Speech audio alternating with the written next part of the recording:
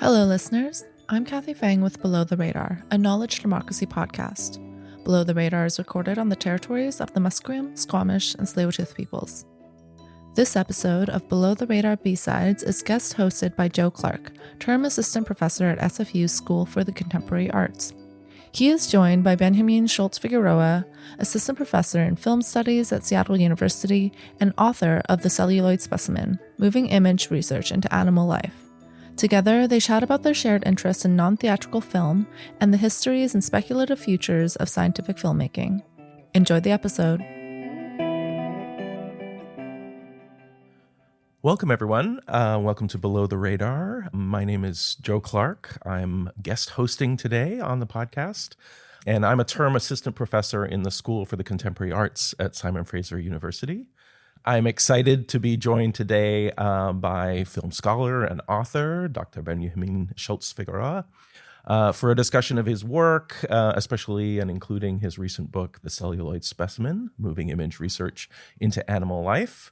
And I guess before we start, Ben, do you want to introduce yourself, say a little bit about yourself? Sure. So, yes, my name is Benjamín Schultz-Figueroa. I am associate professor, as he said, of film studies, and my work really revolves around non-theatrical film, critical animal studies, or the representation of animals on screen, and the history of science and the ways in which film has been used in scientific settings, either as a research tool or as a way of disseminating knowledge, or multiple other ways. I mean, they had a whole gambit of different ways of using film. So, and I'm excited to be here. Thank you for having me on. Yeah, we're excited to talk. Maybe that's where we could start, because something that you and I share is an interest in what you and I call non-theatrical film, and maybe useful cinema is another term that we might use.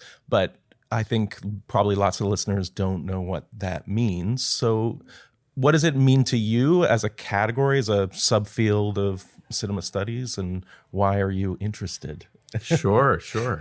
So, whenever I tell people that I do film studies, their eyes light up and they want to talk about the newest Hollywood films. But that's not actually what I study. And in fact, I'm often quite clueless about contemporary Hollywood films.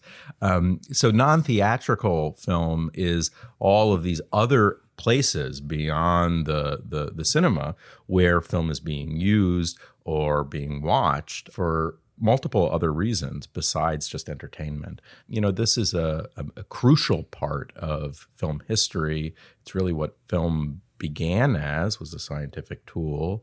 And the majority of films and videos made are these non-theatrical films, and they can be anything from surveillance video to film being used on the battlefield to medical films being made or video being used to complete medical procedures.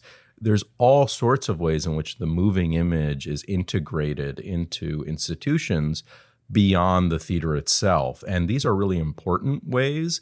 They're important for us to study. They're important for us to think about because they affect our lives in very concrete ways beyond just telling stories. Not that there's anything wrong with telling stories. I love watching stories on film too. You last night at the screening, for listeners, Benjamín presented some of the films that he's been working on in his book and elsewhere at a screening at SFU the night before we're recording this podcast. You had a great kind of line about how some people expect these films to be boring, or maybe find these films to be boring. And again, you and I don't find them boring. And I think one of the great things about your talk and screening last night was that, with the context, they aren't boring. They're actually hugely compelling. Talk about the challenge of, I guess, conveying how interesting and fascinating some of these films can be, even when they're not really set up or created with a kind of audience in mind. Yeah, absolutely. I mean, if you go to see one of these films with the expectation of a Kubrick or a Spielberg or something, you're going to be disappointed. These are not films that are made to fascinate or enthrall or immerse us in the way that most contemporary cinema or narrative cinema does. On the other hand, though, as I said in the screening, these are really crucial historical artifacts that, once we understand the context in which they were being made, are often, fascinating, strange, bizarre. They are important parts of American or other cultural histories. And because of that, we can really start to learn about the intentions of the filmmakers and the sort of strange ambitions that they had when they were making the films themselves. Yeah, there's something about what you mentioned, bizarre. There's an interesting way in which a lot of these, especially the scientific films, they verge on the surreal and the strange and the uncanny. And in a way, that's part of the appeal, but also it's like that's what invites a kind of curiosity about them. One of the points that you make in the book is that these films, which were not for the most part made for wide audiences, sometimes not made for audiences at all, but that are still like worth remembering. Can you talk more about like why it's maybe with the specific films that you're talking about in the book, the different kinds of scientific films, why it's important to remember them, why that matters? Sure, absolutely. So these are films that were crucial parts of scientific projects that really ended up shaping the world at the time, but as I argue in the book, also the world we live in today. And so even though these are films that were not necessarily widely seen outside of governmental or scientific communities, they had a massive impact. And they were parts of programs that were shaping the way that elite audiences, people in charge, were thinking about everything from immigration to education policy to warfare, the practice of warfare, to racial differences and identity. I mean, all of that is what's fair game for the behaviorists and their animal films, which I realize, again, can sound absurd and is a bit absurd. And yet it wasn't considered so, and it had very massive impacts. So one of the reasons I think that we should go back to these films is that they explain something about the way that scientific and, again, policymakers were thinking about animals at the heart of their project of governance, at their heart of their shaping and changing of society. And we continue to live with those impacts today. Yeah. I mean, thinking about that and as you mentioned, just like the wealth of material here, like that this is like a huge corpus of filmmaking practice from the earliest moments in film history. How did you come to choose the particular protagonists and the filmmakers and the film collections that you did? Maybe just like how you came to this project at all, in fact. Yeah, I mean, there was a bit of serendipity involved in actuality. It is one of these things where there's so much material out there. I mean, literally thousands of films out there that choosing any specific film is going to be a little bit arbitrary. So my way into this was I was very interested as a graduate student in thinking through how animals and the representation of animals on screen could be or had been mobilized to shape the political sphere, public debate, governance, etc. And I started with this film called Motivation and Reward in Learning, which was a film made by Neil E. Miller. It's about rats and the way that rats learn new behaviors. And the more I looked at the film and the more I researched the film, the stranger it became. And pretty soon I was learning that, the theories that are on display, for instance, in that film were being used to rationalize, for instance, the actions of white members of a lynch mob in the South, in the American South.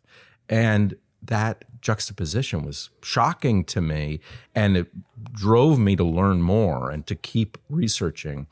And then you go to the archive and you find again, so many films that nobody is really talking about. And so I ended up with 3 figures, each of whom deal with different animals and had a very different approach to filming animals as part of their research that kind of make up the book. The first is Robert Yerkes, who is sort of the founding father of primatology. He was also a major figure in the eugenics movement in the early 20th century in the United States. We have him to thank for IQ tests and the SATs and all of that, especially in terms of its institutional use. He's probably most famously known for his World War I intelligence exams, which was the first time that an intelligence exam had been implemented at a massive scale. It was all across the Army. Millions of people were taking this test, and then it was being used to sort them within the hierarchy of the Army. And my argument in the book is that this is intimately connected to his primatology work and his theories of cognition in primates. So he sort of forms one of the major sections. There's 3 chapters on him. Then there's another section on Neil E. Miller and these kind of mid-century rat films that include a number of figures. O.H. Maurer, Calhoun is another one, where they're using rats not for what we can learn about rats. They actually don't seem to care very much about rats, but for modeling different kinds of society or different dynamics in society, very much in conversation with what's called the culture and personality school of anthropology, this idea that we are shaped by our surroundings, and that if you could simulate that process with, say, a rat and a testing apparatus, you could understand how we become who we are, why we act the way we act. And so there we've got, a whole slew of films being made to test different versions of society. And then the final figure is B.F. Skinner, one of the most famous psychologists of the 20th century, who created this school of psychology called radical behaviorism. And he worked with pigeons.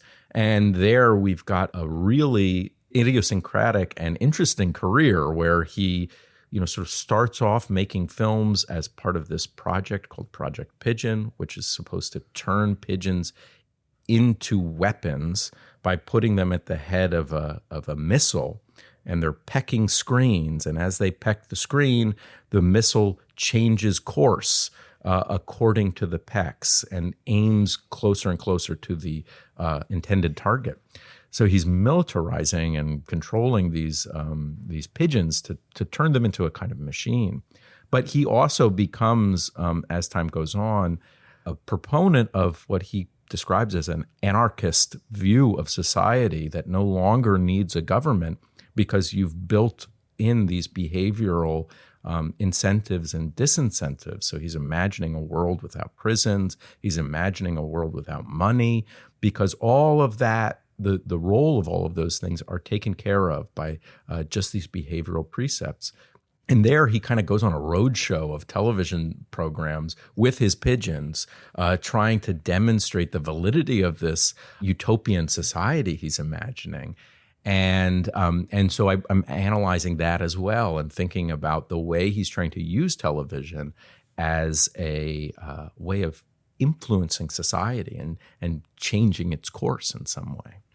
Yeah, it's one of the things that you talk about quite a bit is sort of the two-sided nature of all of these experiments. And like you mentioned it there, the kind of utopianism that a lot of these scientists are imagining their work, but there's a dark side oftentimes. And one of the points that you make quite forcefully in the book is that there's no simple emancipatory politics related to decentering the human. When we focus on non-human animals, it doesn't naturally lead to some kind of utopian, more ecologically minded future. And in fact, often, as you point out over and over, these scientists that imagine a utopian consequence to their research are actually, their research gets put to quite sinister political ends. Do you want to talk more about that? Sure. I mean, I think within a certain kind of conversation about animals, there's an idea that almost all of our social ills spring from a separation between human and animal. This idea that humans are fundamentally different than animals leads to all sorts of problems, including things like treating nature as a resource that you can just extract from, treating animals as just unfeeling or unthinking machines, which also sometimes can include groups of people who become animalized or dehumanized.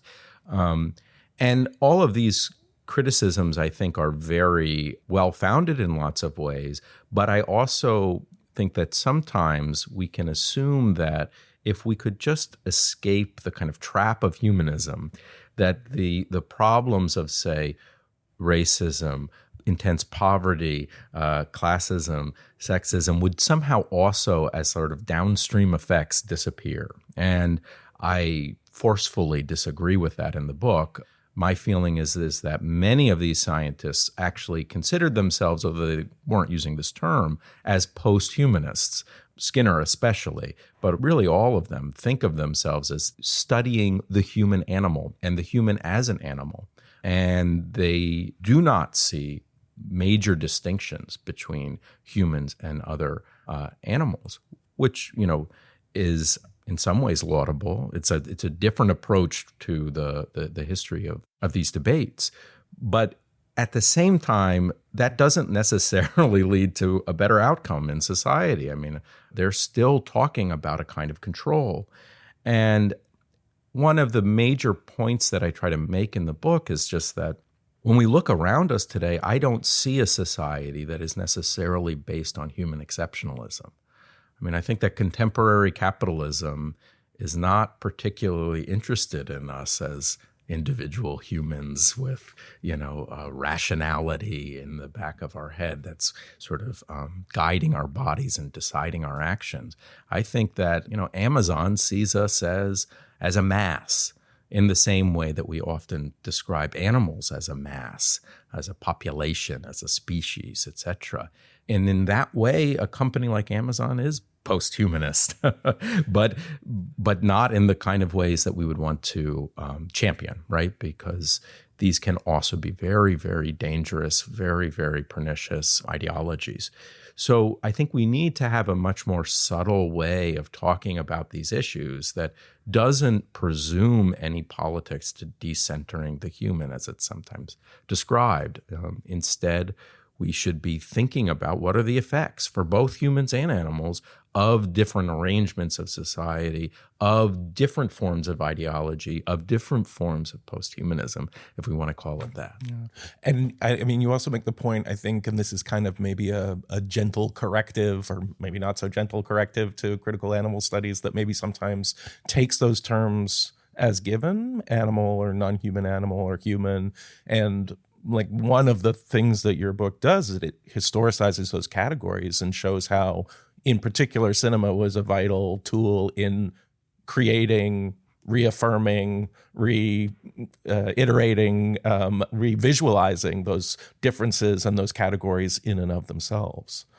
Absolutely, yeah. And I think, I think that there's a way in which it's all too easy to slip into a language of human and animal and forget that, for instance, large groups of people do not have access to the things that are used to describe the human, right? So ever since human rights declarations of human rights, there's been this notion that there's this kind of internal or integral element of the human that is worthy of dignity and of a certain kind of treatment, which is great. But then it's reliant on states to enforce this treatment, and states themselves are not very good about that. They take whole populations of people and treat them and strip them of those rights, thereby exposing them to being an animal in some, categories.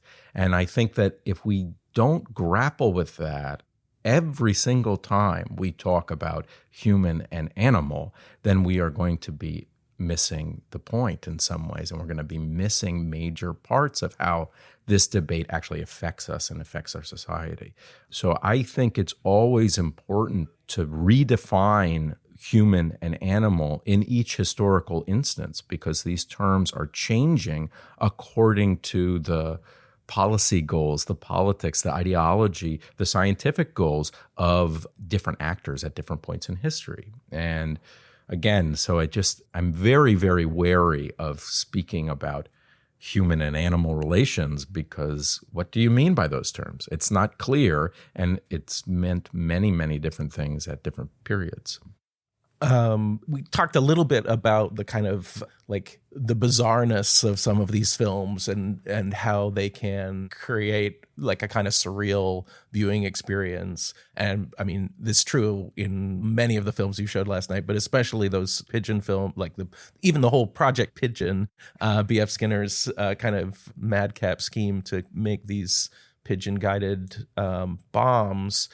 Can you talk more about how there's a kind of speculative nature to scientific experimentation that kind of aligns with the speculativeness of filmmaking, whether that's surrealism or science fiction? Like there's a kinship there.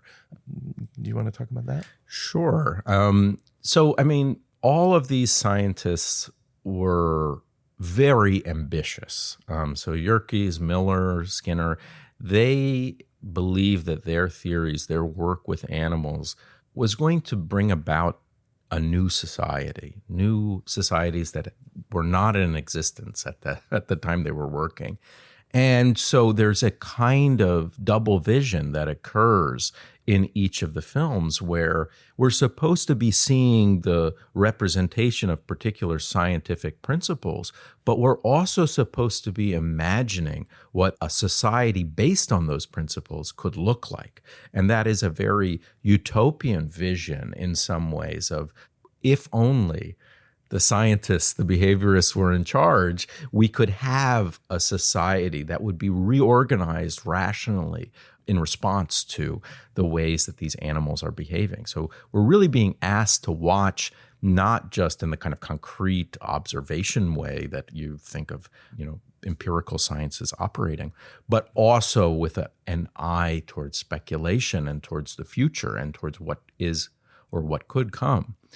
And in a lot of ways, we should say, like, they were right in many instances. I mean, Skinner was sort of laughed off the stage eventually, but in so many ways, from autonomous weaponry to algorithmic prediction of our behavior, we are living in the society that he was picturing. I mean, I think he might have had criticisms about how indebted these things are to capital, because he himself, again, considered himself an anarchist or a Marxist. But there's no question that we are living in a world that looks more like the world Skinner was imagining when he was developing the pigeon bomb than the world the generals were imagining when they decided, this is absurd, let's get rid of the pigeon bomb. We can't keep paying for this, right?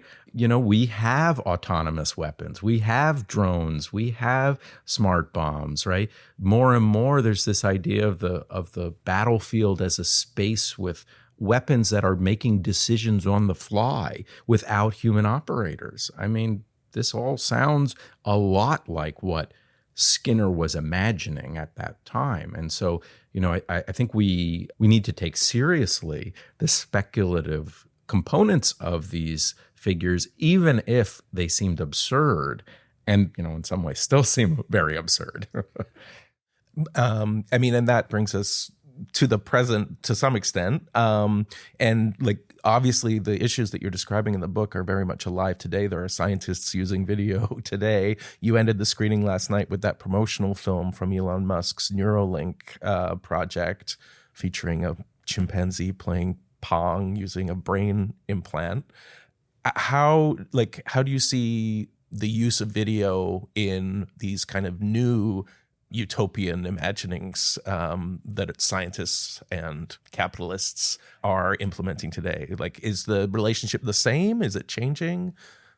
Yeah, I mean, these dynamics are always shifting and changing. So it would be foolish to try and say it's a one-to-one match. Yet at the same time, it's really important to point out that these practices of filming animals, videoing animals now, and then using those moving images to make claims about how society should function, about how power should be exercised, that hasn't gone away. In fact, we're probably living in a moment where there's exponentially more of that than there was even back then. The number of the output of moving images being produced by behavioral science today is huge. I mean, it's like becoming a data storage issue because they have so many terabytes and terabytes of moving image material. So I think that an ambitious researcher would do a great job going out there and looking at how it's being used today.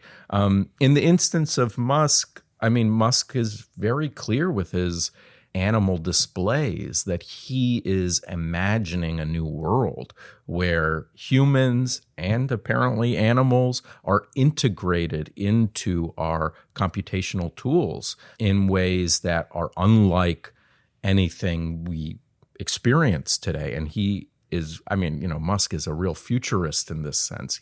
He's always predicting some seemingly implausible future where we're all on Mars using computers with our mind. And yet we need to take these seriously because he has immense power and is granted massive resources by the American government. And so those fantasies that he has, however absurd they seem, are going to be shaping our future in massive ways. And so it's worth thinking about, what's the lineage here? What's the genealogy? How is he setting himself up as an envisioner of our future in the way that many of these other scientists, although to be clear, Musk is not a scientist, in the way that many of these other figures have done in the past. Yeah. And I mean, that's something that you talk about at the end of the book when you're talking a little bit about your method of historiography. You invoke Joan Scott's fantasy echo and kind of rework that through a kind of animal lens as a kind of form of echolocation. And like we're already now in this conversation talking about past, present, future. Can you talk a bit about that as a method? Because it's such an elegant solution to the historian's challenge of like both making the past relevant to the present without a kind of narrow presentism, but one that acknowledges that there is a kind of dialectic between the past and the present, and in all of this work, the future. Yeah. So Scott famously argues that when we ask questions of the past, we hear our own voice echoed back to us. And this is a kind of metaphor, but it's a metaphor for arguing that what we are learning is actually more about ourselves and our present society than it is about the objects or realities of the past. And when considering this argument, I kind of took a page from the behaviorists themselves and modeled my own approach to historiography on an animal's, specifically echolocation, which is used by bats and dolphins and so on.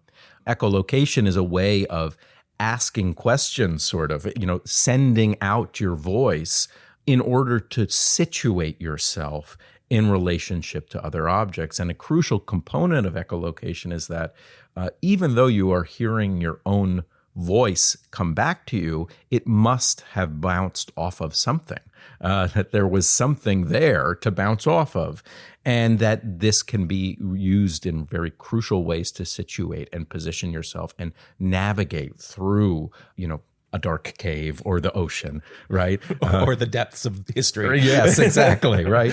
So to me, I will happily embrace the fact that I am positioned in a contemporary moment, and that my interest in these objects from the past, these figures from the past, emerges from a context, emerges from my concerns today. But that doesn't necessarily mean that I can't learn from those objects in the past, and that those objects in the past can't help me navigate where I am today or where we're going in the future. So yeah, I use this idea of echolocation, again, as a kind of historiography method, one that embraces a certain kind of presentism, but also doesn't feel that that necessarily discounts the kind of research and learning that comes from conducting history. I think that approach and that sort of acknowledgement of our present situation, like to just move beyond the book for a moment, you recently co-edited a special issue of the Journal of Environmental Media on the concept coined by you and Jamie Barron and Priya Jaikumar of cinezoonosis, which obviously is so much informed by the COVID-19 pandemic and its relationship to animals. Can you talk about how you see now, post-pandemic, most of this book will have been written before the pandemic, even though it only just came out. How do you see like the experience of the pandemic and that newly rewritten almost panic about our relationship with animals and the potential for infection and disease coming from animals crossing species boundaries? Does that make you reflect differently on the book itself and the research that you did? I mean, to me, this actually makes the work of the book all that much more pressing and that much more useful. If I can toot my own horn a little. You can.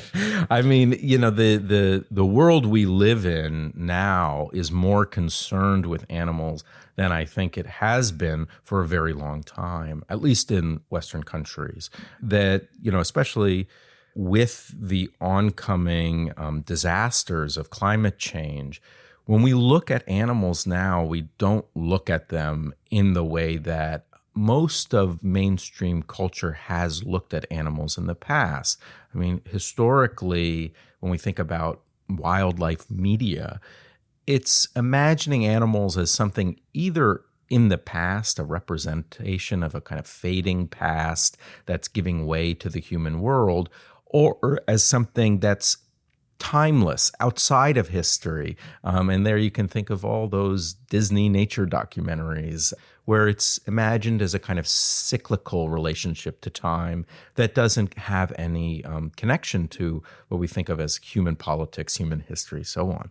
But all of that is untenable now. I mean, there are very, very clear reasons that are affecting all of our lives that the animal world and our world, history, are intertwined. And I think that when we look at animals now and we learn about, you know, the millions of species going extinct, we see reflections of ourselves eventually, potentially going extinct. So we're deeply concerned with animals in a new way, and animals represent a kind of futurity, our own future now, in ways that they haven't in the past, except for in the instance of these scientists who always thought of animals as kind of presenting possible futures. So I think in some ways we're all learning to look at animals in the way that these behaviorists were doing.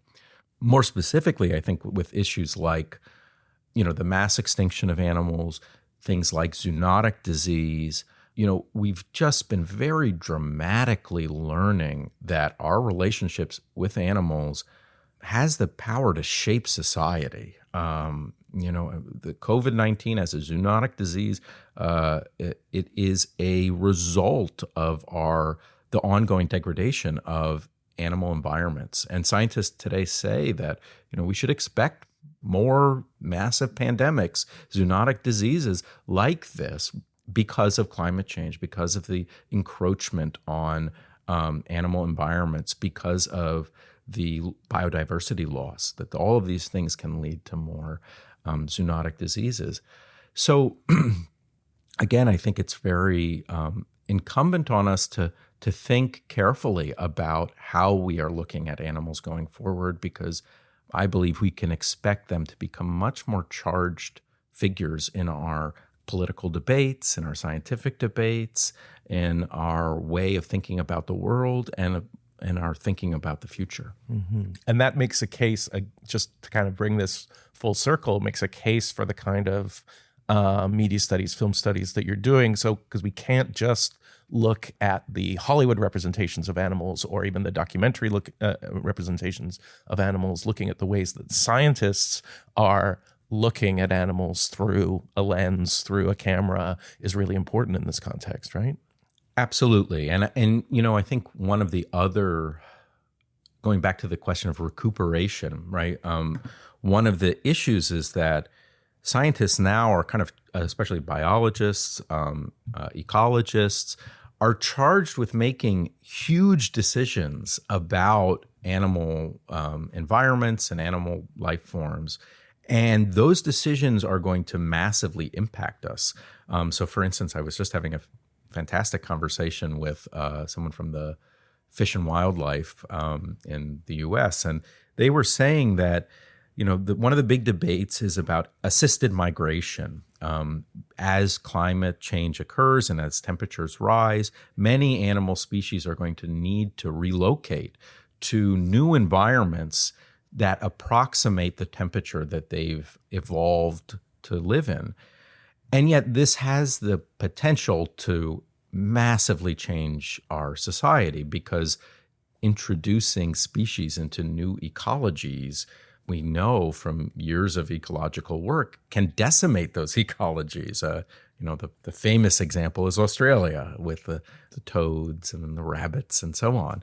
And so we have these ecologists, these biologists who are struggling with this question of, oh, well, should we help these animals relocate to places that they could survive? And yet this is a debate that's being held internally because it's a scientific issue and treated as one that is fundamentally technocratic in nature, right? That it must be decided based on these kind of specific scientific facts. And yet it should also be, at least in my mind, a democratic issue, an issue of debate, because many, many groups of people's livelihood are going to be wrapped up in, you know, the decision they make. If they decide to move an animal to a new ecology, and that ecology suddenly massively transforms, that's going to impact all the people and animals living in that area. So how do we find a way to make these issues ones that we can all approach, we can all discuss, and we can all debate? I think that one way we can do that is by taking histories like those of the behaviorists and shining a light on them, making them a topic of popular discourse, making them a topic of academic discourse in the humanities and in spaces outside of the sciences. Because, again, what we see is that these are issues of governance that affect us all. And we give up a lot if we just say, well, that sounds kind of sciencey. Let's let them figure it out. You know, and again, to be clear, we need to also learn the science and trust it in some ways, while also being critical. Obviously, we're living in a moment now with deep skepticism of science, and science has kind of dropped off in its, or some of the sciences have dropped off on their relationship to governance, right? I, frankly wish that ecologists were listened to more and had more power in determining our way forward instead of, say, economists. But even then, I still would insist that this is fundamentally a democratic issue, in that, which the scientists will themselves admit, we don't fundamentally know how our actions are going to play out in the future. And we need to have a space of discussing these widely, popularly. Yeah. And I mean, that's another thing I know that you've turned your attention to, specifically that kind of political stakes of these conversations about the natural world, animals, and you've been, I know, you're writing and thinking about what you describe as ecofascism as a kind of particular strain of what we might otherwise call biopolitics, but needs to be identified specifically as a kind of fascist ideology taking up of the language of the animal or of nature, or a sentimental view of those things. You want to talk a little bit more about that new work that you've been thinking about? Sure. I mean, I think one of the perennial problems of the left, of which I consider myself a part, is that we tend to fight the battles of a few years ago and not the battles of today. And I think that we're seeing all sorts of signs that the extreme right is accepting climate change as a fact. and is in fact using the language of climate change to mobilize violent segments of society. And so we see this, with the response to COVID, for instance. I have a piece in that journal about Moms for Liberty and the way that they kind of mobilized eco-fascist language of infection and so on. And I'm working on a new piece about the border wall at the American border between the United States and Mexico, where the language of wildlife protection is being used to actually strengthen the rationale for building the wall, which is very counterintuitive. So again, I think that we need to be aware that we are no longer necessarily just fighting against climate denial, and that in fact, studies have shown that even a majority of Republicans in the United States believe that climate change is real. So it's not about the question of like who believes or who doesn't. It's about what is our response going to be to this. And I don't think that there's any clear or programmatic response. I would love to think, oh, well, once we all admit that this is happening, we will have a more, equitable relationship to nature, and we'll rethink a kind of extractive practice of seeing nature as just resources, endless resources that we can extract. But I think that just as likely is a kind of zero-sum game approach to this that is based in a form of ecofascism, and I think we see that all the time, a kind of blood and soil, strengthening the borders, a pastoralism that says our nature is our own and outsiders are going to sully it or disturb it. And so we need to be, again, just highly conscious and highly aware of the ways in which ecological language, and including the language of the animal and human and animal relations, can be mobilized by far-right and authoritarian groups. Yeah, and again, that just brings us back to where we started, that idea that it doesn't. There's no necessary relationship between decentering the human or a kind of ecological language and emancipatory politics. It's run through the book and is running through kind of contemporary politics as well, as you point out. I think that's a great.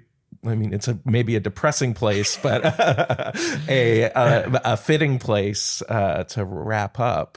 Thank you so much, Ben, for this conversation. I did want to mention that your book is open source, available from the University of California Press. And yeah, everyone should read it. Thank you so much.